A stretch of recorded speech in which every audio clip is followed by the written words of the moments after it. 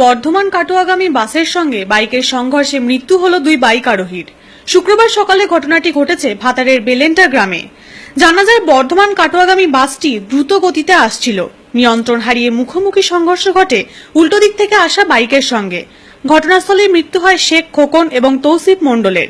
তাদের সঙ্গে থাকা আরও এক আরোহী বিল্টু মণ্ডলকে আশঙ্কাজনক অবস্থায় বর্ধমান মেডিকেল কলেজ হাসপাতালে নিয়ে যাওয়া হয়। তিনজনেই ভাতারের বালশিডাঙ্গা গ্রামের বাসিন্দা। ঘটনায় উত্তেজনা ছড়ায় এলাকায়। বাসটিকে আটক করা গেলেও চালক পলাতক। আসছিল, বাস দ্রুত গতিতে আসছিল। তিনটে ছেলেকে ব্যাপকভাবে ধাক্কা মেরেছে।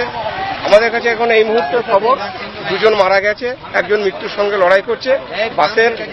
বাসটা এত স্পিডে আসছিল, সে নিয়ন্ত্রণ হারিয়ে। বাসটা কোন দিকে যাচ্ছিল?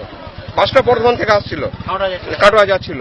আর এরা সাইডে মাঠ থেকে নাম জানতে পেরেছেন যারা মারা গেছে?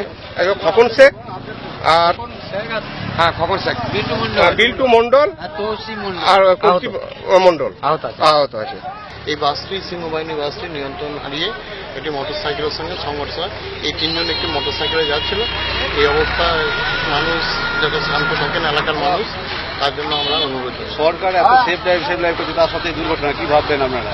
আমরা তো এই নিয়ে প্রচুর মানুষকে চেতনা দিচ্ছি, কিন্তু মানুষের জীবনের যে লড়াই সংগ্রাম, মানুষ আজকালকার দিনে বেশি একটু নিজেদের জীবনটাকে খুব হালকা করে ভেবে নিয়েছেন মনে হচ্ছে। ভাতার থেকে নজরুল ইসলামের রিপোর্ট, চ্যানেল 99।